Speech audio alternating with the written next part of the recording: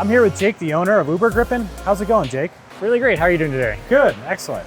So tell us a little bit about the Crag. So this is our facility. We opened a year ago.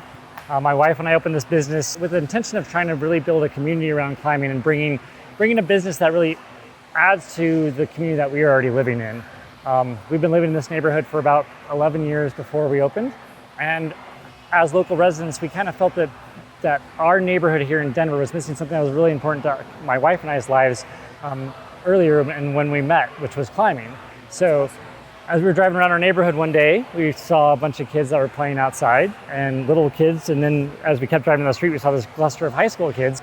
So we saw these high school kids. It dawned on me that these little kids that we're so used to seeing really need something more when they turn into those high school kids to keep them entertained and keep them out of trouble.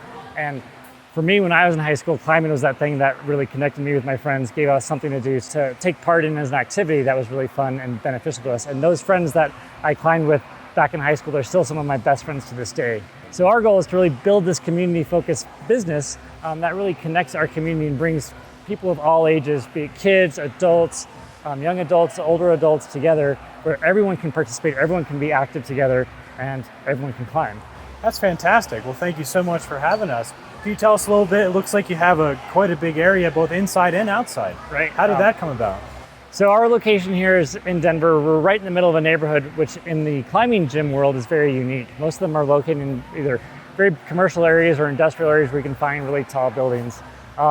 As a goal to be really community focused with our Crag, we wanted to make sure that we were as close to people as we can possibly be. So if you look out our windows behind us, you can actually see homes literally across the street from us. And there's 2 schools within walking distance of our facility.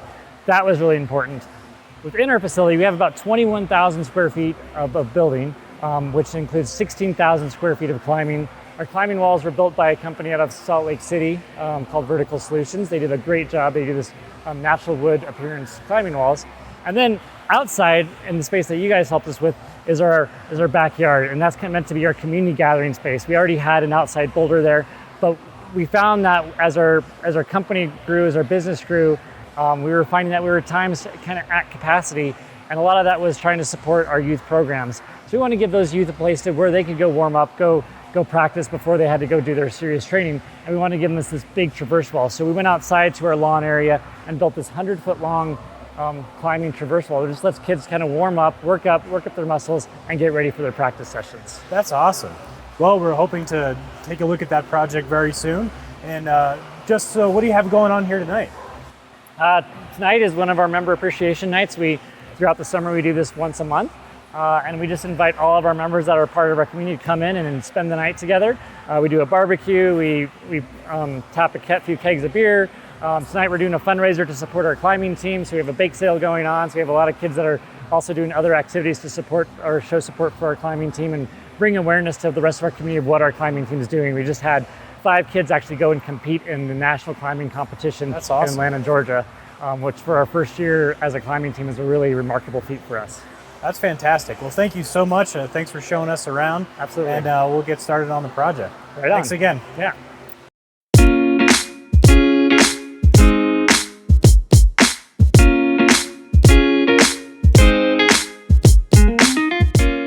We're here with Osiris, the head setter at Übergrippen. How's it going, Osiris? Good. How you doing today? Can't complain. It's a beautiful morning out here. Sure is. So you tell us a little bit about the project we have behind us. What was the inspiration? Yeah, so it's just an extension, about 100 feet of outdoor climbing space, primarily for traversing. We have a little bit of a space upstairs in our facility, but it's just not quite big enough. And we have a pretty big youth team and a lot of people who like to use that as a way to warm up. And so I wanted to give them something that's a little bit bigger, something that gets them outside, especially on these nice Colorado days, which we have a lot of even during the winter. And just kind of get them outside and let them warm up on this piece of wall right here. So that was really the inspiration, just to kind of get people outside, to kind of take some of the space that's being used up in our facility and allow people to have fun out here. And in combination with that, we've set a series of cracks, which we don't have inside, and people really, are into crack climbing and want to have that feature so they can play with it. And so in addition to that, there's a couple of other features that we also added in order to make it pretty interesting for our climbers. So what were some of the challenges in building something like this? Yeah, definitely. So as far as some of the kind of things that we needed to be concerned about, the foundation work, making sure that we used, pressure treated lumber, and just other aspects that would allow the concrete to set to the wall and be structural. That's awesome.